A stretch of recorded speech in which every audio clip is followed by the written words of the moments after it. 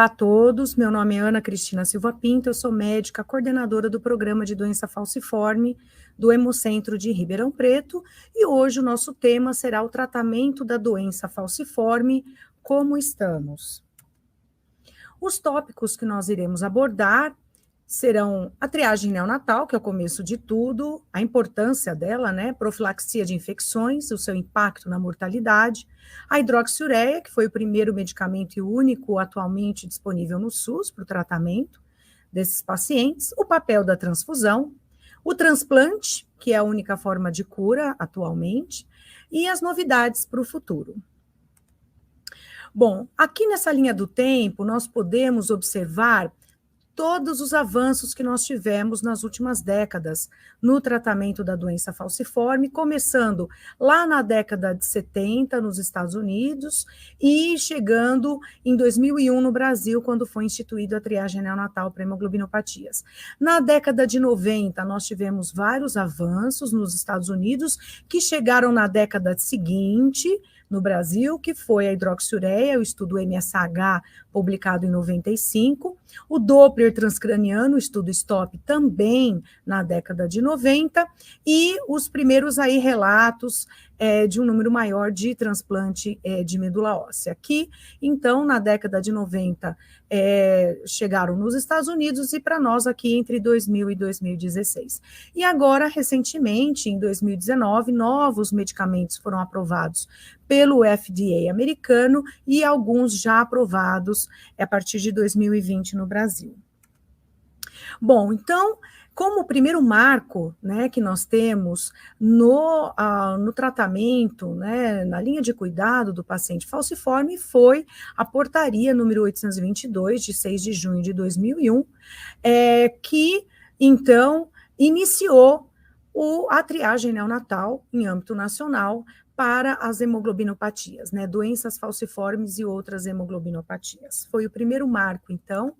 Em 2005, houve uma portaria número de 1018, que instituiu no âmbito do Sistema Único de Saúde o Programa Nacional de Atenção Integral às pessoas com doença falciforme e outras hemoglobinopatias, e dessas ações no Ministério da Saúde, em 2006, surgiu a Comissão de Assessoramento Técnico para a Doença Falciforme, dentro da Coordenadoria Geral de Sangue e Hemoderivados, na qual eu fiz parte a partir de 2010.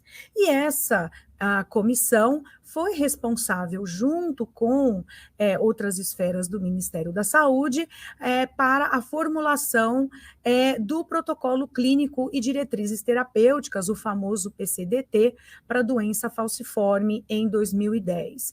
E nesse PCDT nós temos aí todas as indicações de hidroxiureia, dosagem, como administrar, como fazer o segmento clínico dos pacientes com o uso da hidroxiureia. Em 2013, nós tivemos outra portaria publicada com auxílio, né, do comitê, né, da Comissão de Assessoramento Técnico, que foi estabelecer o protocolo do uso do Doppler transcraniano como procedimento ambulatorial na prevenção do acidente vascular encefálico em pacientes com doença falciforme. Em 2011, o protocolo clínico e diretrizes terapêuticas para a sobrecarga de ferro, porque nós sabemos que muitos pacientes falciformes precisam de transfusão crônica e muitos deles vão evoluir com sobrecarga de ferro, precisando de tratamento, né? E também para a talassemia aqui. E em 2015, também uma portaria importantíssima que incluiu na tabela de procedimentos, medicamentos, né, do SUS, o transplante halogênico aparentado de medula óssea, tanto de sangue periférico de cordão umbilical para o tratamento da doença falciforme, estabelecendo as indicações e o tipo de transplante para essa finalidade. Então, foram portarias importantíssimas realizadas pelo Ministério da Saúde com auxílio da Comissão de Assessoramento Técnico da Coordenadoria Geral de Sangue e Hemoderivados, que melhorou muito o tratamento desses pacientes. Então, hoje, qual que é a nossa realidade? Nós temos, além dos tratamentos, né, com antibiótico, a penicilina oral para as crianças até os 5 anos de idade, e a vacinação para germes encapsulados, né, pneumococo, hemófilos e meningo, e também medicamentos, tanto analgésicos, opioides e anti-inflamatórios para o manejo da dor, nós temos 3 modalidades terapêuticas aí para o controle ou tratamento da doença falciforme em si, que são a hidroxiureia, único medicamento disponível no SUS, na atualidade, para o tratamento desses pacientes, as transfusões e o transplante de célula-tronco hematopoética. Bom, vamos falar um pouco mais da hidroxiureia. A hidroxiureia mudou totalmente a história natural dos pacientes portadores de doença falciforme. Ela é um absoluto sucesso quando o paciente toma adequadamente, né? E por que que ela é tão eficaz? Porque ela induz a síntese de hemoglobina fetal, que é uma hemoglobina que, diferentemente da hemoglobina S, não entra no polímero de hemoglobina S para causar a falsização das hemácias, então ela atrapalha a polimerização e, consequentemente, a falsização das hemácias, reduz contagem de leucócito, reticulócito e plaquetas, reduzindo o tráfego circulatório ali de células, isso é importante para diminuir a viscosidade sanguínea e melhorar a reologia sanguínea desses pacientes, diminui a interação de hemácias ao endotélio, que isso é importante, reduzindo, portanto, a adesão, né, dessas hemácias ao endotélio, reduz a hemólise através aí de reidratação celular e redução da polimerização da hemoglobina S, além dela ser uma doadora de óxido nítrico. Então, a hidroxiureia, a sua ação, ela é multifatorial e por isso que ela é muito eficaz, né? Nós temos aí, nem precisa ter um aumento tão expressivo na produção de hemoglobina fetal, que nós já temos aí uma redução muito expressiva na média, né, de crises vasoclusivas do paciente e da taxa, né, anual de hospitalização antes e depois da hidroxiureia, com uma redução muito grande. Isso é importante porque nós sabemos que esses pacientes, né, são majoritariamente atendidos no SUS e nós temos cada vez menos leitos disponíveis para esses pacientes. E, continuando falando, né, a falar sobre a taxa de hospitalização, então nós temos uma queda importante, né, da taxa de hospitalização por ano e também dos dias em que o paciente passa internado. Isso também é importante. E o Baby Hug foi um marco, né, publicado em 2011, que provou que a hidroxiureia é segura e eficaz para crianças com 9 meses ou mais, ou seja, quando a criança vai diminuir a hemoglobina fetal que ela nasceu com ela, do período fetal, a gente começa a dar hidroxiureia e ela, então, não tem uma queda importante da fetal, mantém sempre com fetal elevada, e esses pacientes, muitos pacientes não tiveram nunca crise. Não sabem o que é ter uma crise vasoclusiva. Então, reduziu, olha, em comparação com o placebo, síndrome torácica aguda, que é a grande causa de óbito nesses pacientes, reduziu crises dolorosas, reduziu dactilite, que é uma complicação muito importante e dolorosa na criança, e reduziu a necessidade transfusional dessas crianças. E quando prescrever? Bom, o Baby Hug nos mostrou que a partir dos 9 meses, se o paciente é falciforme, SS ou S-beta-0, ele já tem indicação de usar a hidroxiureia. Nós vamos ver que aqui no Brasil nós temos uma certa dificuldade em seguir, por exemplo, essa recomendação da literatura. Para prevenção da recorrência, o que a gente mais usa em pacientes mais velhos, né, para prevenção de crise vasoclusiva, síndrome torácica aguda, priapismo, proteinúria, para controle de um fenótipo hemolítico grave, na hipertensão pulmonar e osteonecrose. Bom, para os pacientes, então, que possuem outros tipos de complicação, que não essas que eu listei, como, por exemplo, acidente vascular encefálico, vasculopatia cerebral, nós temos a opção da transfusão crônica, nesses casos, para profilaxia primária do AVC, na vasculopatia cerebral ou na profilaxia secundária de um novo evento, quando o paciente já teve um AVC prévio. Mas também nós podemos, né, lançar mão da transfusão esporádica na fase aguda de alguma complicação, por exemplo, numa síndrome torácica aguda, ela salva vidas. A transfusão, nesses casos, nas crises aplásticas por parvovírus B19, no sequestro esplênico é o tratamento de escolha, para preparo cirúrgico pré-operatório. Então, nós temos aí algumas indicações importantes na gestação complicada e talvez na profilaxia de complicações na gestação não complicada, que isso está sendo alvo de estudos clínicos no exterior. Então, nós temos indicações precisas. E eu costumo dizer que a transfusão ela é mais eficaz que a hidroxiureia, com certeza. Por quê? Porque ela diminui a hemoglobina S circulante para virtualmente o nível que eu quiser. Só que ela cobra um preço alto. Por isso que, embora a transfusão seja muito eficaz no tratamento do paciente falciforme, como ela traz muitas complicações, além das agudas que nós estamos acostumados, também a aluminização, a taxa de aluminização desses pacientes é muito elevada, talvez aí o paciente mais difícil de transfundir no mundo todo, né? Então, quem transfunde paciente falciforme sabe que a taxa de aluminização, ela é muito grande e isso dificulta muito o programa transfusional. Além, claro, da síndrome de hiperemólise, que ela pode ser potencialmente fatal, e a sobrecarga de ferro que alguns podem desenvolver. Então, a transfusão, quando ela é bem indicada, ela salva vidas, né, e previne de complicações graves, como o AVC. Só que quando ela é mal indicada, ela pode complicar a vida desse paciente. Nós temos duas publicações interessantes para quem quiser se aprofundar no tema transfusão na doença falciforme, que é uma publicada pela doutora Stella Show, que ela publica muito sobre transfusão em doença falciforme, ela publicou o ano passado na Hematológica, e foi dessa publicação que eu tirei essa tabela, aonde ela coloca as indicações aqui das complicações, o método transfusional, transfusão simples ou de troca, e o nível de recomendação da literatura, né? É muito importante esse texto, né, esse artigo, e também a Associação Americana de Hematologia publicou guidelines em 2020 também sobre transfusão em doença falciforme, que eu recomendo para vocês.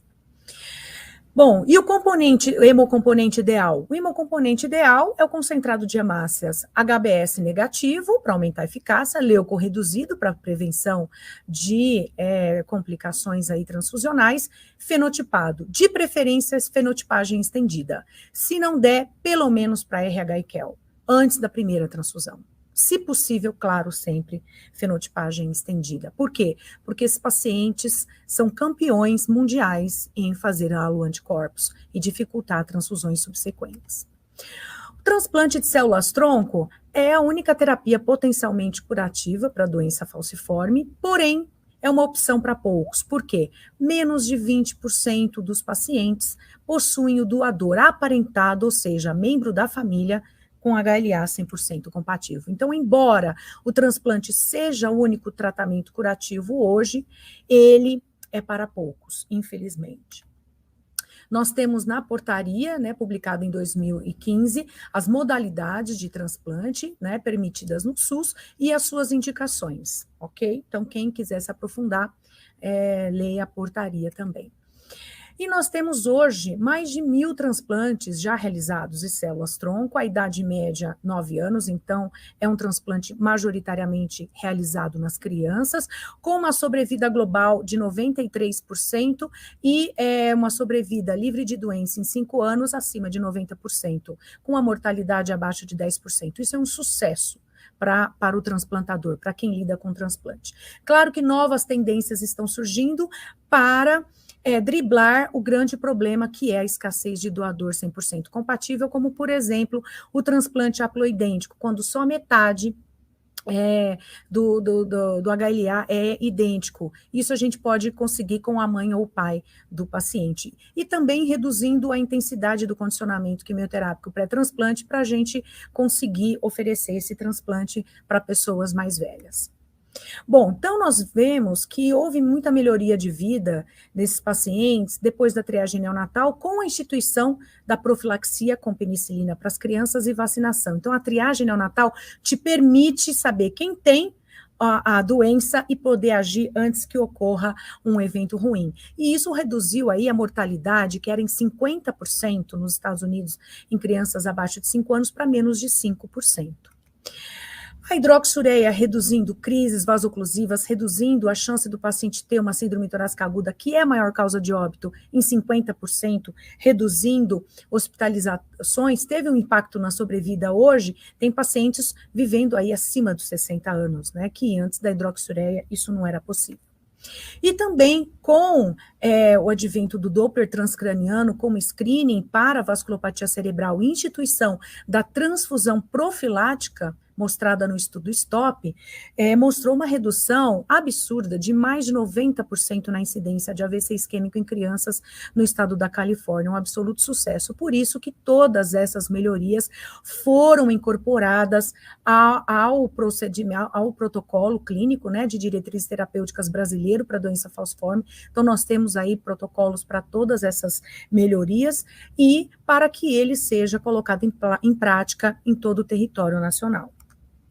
O transplante, que é a única chance de cura, a cura é acima de 90%, né, naqueles em que o doador está disponível. Essas melhorias todas, triagem neonatal, profilaxia com antibiótico, vacinação, hidroxureia, Doppler transcraniano, transfusão e transplante de medula óssea, melhorou muito a expectativa de vida desses pacientes. Olha, desde a década de 70, quando começaram essas políticas nos Estados Unidos, até os dias de hoje, nós temos aí uma melhora importante, porém um gap, uma diferença ainda de cerca de 20 anos, entre a expectativa de vida do paciente falciforme e da população geral. Isso não só nos Estados Unidos, como no Brasil e na Inglaterra. Então, nós melhoramos muito, chegamos muito longe, mas ainda precisamos ir mais além. Então, como melhorar essa sobrevida? Bom, nós sabemos no mundo que o uso da hidroxureia é abaixo do esperado, cerca de 30% a 40% dos pacientes. Por que não mais? O Baby Hug nos mostrou que a droga é eficaz e segura desde o primeiro ano de vida. Dificuldades na transfusão. Nós sabemos que pacientes muito imunizados, com acesso venoso difícil, sobrecarga de ferro, né, são fatores limitantes para a transfusão.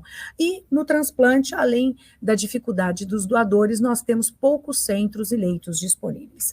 Então, o que fazer com a hidroxureia? Bom, aumentar o uso da hidroxureia. E como nós podemos fazer isso? Aumentando o conhecimento médico sobre a hidroxureia, que é uma droga segura, que é uma droga muito eficaz. E por que não prescrevê-la para o seu paciente? Por quê?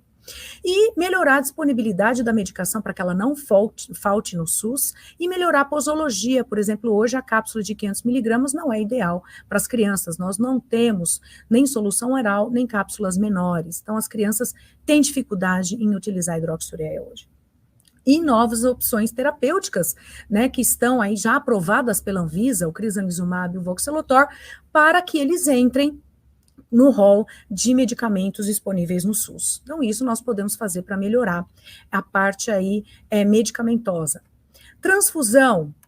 Bom, fenotipagem mínima, estabelecer que todos os hemocentros e que todas santas casas façam a fenotipagem mínima antes da primeira transfusão, fenotipagem mais abrangente sempre que possível, doadores fenótipos idênticos fidelizados para o paciente. Aqui nós temos o programa Anjos da Guarda, que nós então selecionamos doadores fenotipados fidelizados para o paciente, né? Uso de catéteres e fístulas nos pacientes que têm acesso venoso precário e transfusão de troca e tratamento adequado da sobrecarga de ferro nos pacientes aí com hemocromatose. E para o transplante, para os gargalos do transplante, o que nós podemos fazer?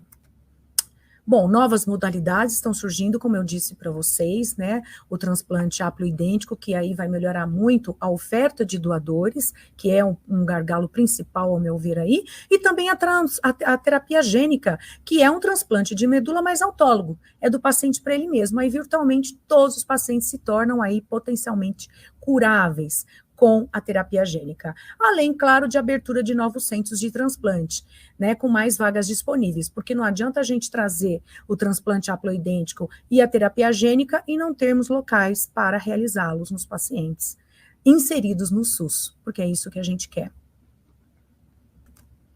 Então, nós hoje percorremos um longo caminho desde a instituição da triagem neonatal no país e melhoramos muito a sobrevida e a qualidade de vida desses pacientes. Mas nós podemos e devemos fazer mais. Com o aumento do uso da hidroxiureia, transfusão em casos selecionados, com sangue fenotipado e aumento das vagas para transplante, além da incorporação, da briga para incorporação no SUS das novas opções terapêuticas que estão chegando. Muito obrigada pela atenção de vocês.